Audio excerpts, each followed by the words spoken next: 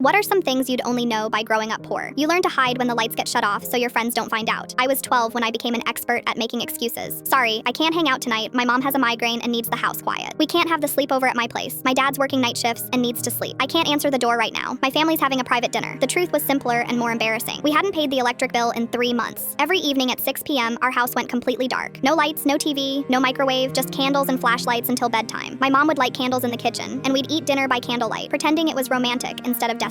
It's like camping, she'd say with forced cheerfulness. Isn't this fun? But I knew she was crying in the bathroom afterward. The worst part was when friends would call during those dark hours. Why does your voice sound weird? My best friend Sarah asked one night. I was whispering because I was hiding in my closet with a flashlight, pretending to be sick. I'm just tired, I lied. Can I come over? I'm bored. No, my mom says I might be contagious. Another lie to add to the growing pile. At school, I became a master of deflection. When kids talked about their weekend plans, I'd change the subject. When they complained about being grounded from TV, I'd nod along like I understood. When they invited me to birthday parties at Chuck E. Cheese, I'd say my family had plans. The truth was, we couldn't afford the gas money to drive there, let alone buy a gift. I learned to eat lunch slowly so it would last longer because I knew there might not be dinner. I learned to do homework by streetlights streaming through my bedroom window. I learned to shower at school after gym class because our hot water had been shut off too. But the hardest lesson was learning to lie to the people who cared about me. Why can't we ever go to your house? Sarah asked one day after months of hanging out at her place. My mom's really private, I said. She doesn't like having people over. Sarah looked hurt. Don't you trust me? I trusted her completely. That was the problem. I was terrified that if she knew the truth, she'd look at me differently. That she'd pity me, or worse, stop being my friend because I was the poor kid. So I kept lying until the day she showed up at my door unannounced. It was 7 p.m. on a Tuesday. Our house was dark except for the candles flickering in the kitchen. I opened the door in panic, trying to block her view inside. Surprise, she said cheerfully. I brought cookies my mom made. She looked past me and saw the candles, the darkness, my mom sitting at the kitchen table with a flashlight reading bills. Oh, Sarah said quietly, your power's out. I wanted to lie again. Say it was just temporary, just a storm, just anything but the truth. Instead, I started crying. We can't pay the electric bill, I whispered. We haven't been able to pay it for months. Sarah stepped inside and hugged me. Why didn't you just tell me? She asked. Because I was embarrassed. Of what? This isn't your fault. That night, Sarah sat with us at our candlelit kitchen table, eating cookies and helping my mom organize bills by flashlight. She never treated me differently after that. In fact, she started bringing extra lunch to school because her mom always packed too much. She'd invite me to sleepovers and tell her parents I was allergic to certain foods, so they'd make simpler, cheaper meals. She never made me feel like charity. 2 months later, my mom got a better job and we caught up on our bills. But I never forgot what it felt like to live in the dark, or how much it meant when someone chose to sit in that darkness with you instead of judging you for it.